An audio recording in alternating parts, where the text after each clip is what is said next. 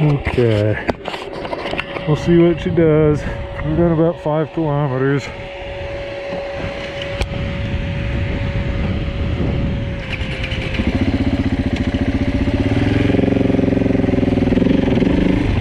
So once again, everything is full stiff, which seems to be where I keep ending up on this thing. I go a little faster, and it needs to be stiffer, so I stiffen it up, and guess what? I go a little faster. So this is one of the early rides from my 690, the Kit690 setup that uses the KTM 450 RFR tanks and all that stuff. So 690s are fairly soft to begin with, and then you add a whole bunch of weight to them, it doesn't make things any better. Plus they have very little suspension travel stock, 250 mil. This was a 2014 bike. God, that slipper clutch feels so weird.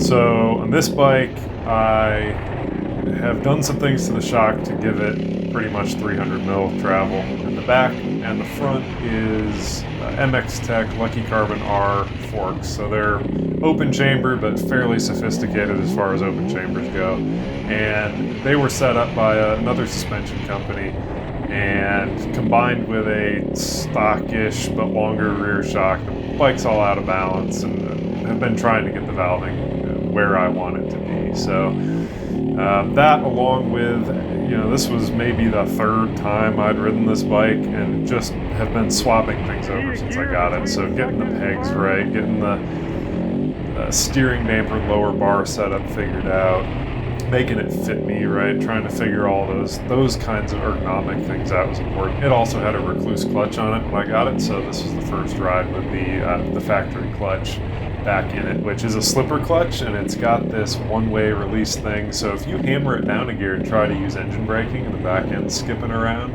you actually feel it in the clutch lever as it releases. It's very, very unsettling, and it's probably my least favorite thing about the bike. The clutch works fine, seems to have plenty of holding power if you hammer on it and stuff, but it definitely doesn't feel like a conventional clutch. And if you use the clutch a lot, like you do on this kind of trail with a heavy bike, you can end up pulling the clutch in at a time where the auto slipper deal has also released it.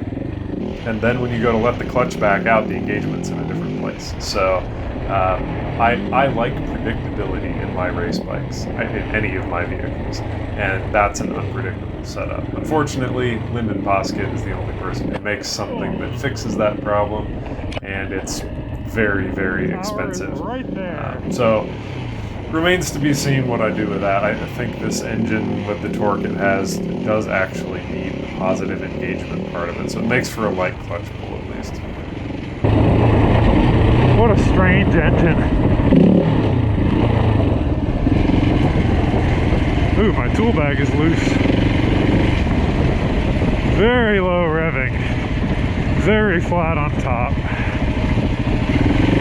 Doesn't seem super happy revving, but doesn't seem super happy too low either, so.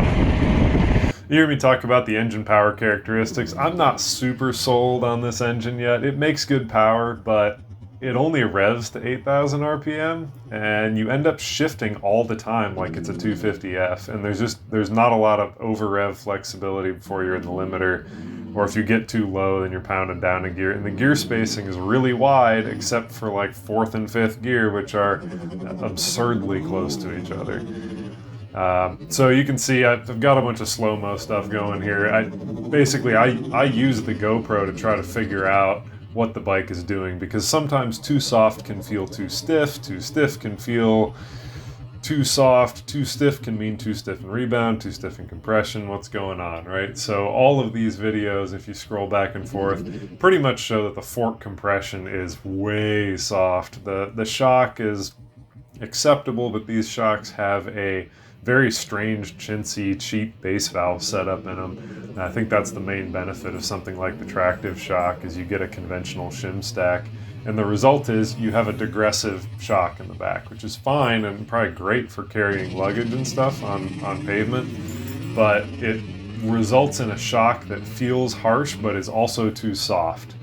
The linkage ratio is also goofy on these bikes. It's not near as progressive as a, quote, dirt bike is. So trying to get all that stuff sorted out, but great progress here. More videos to come.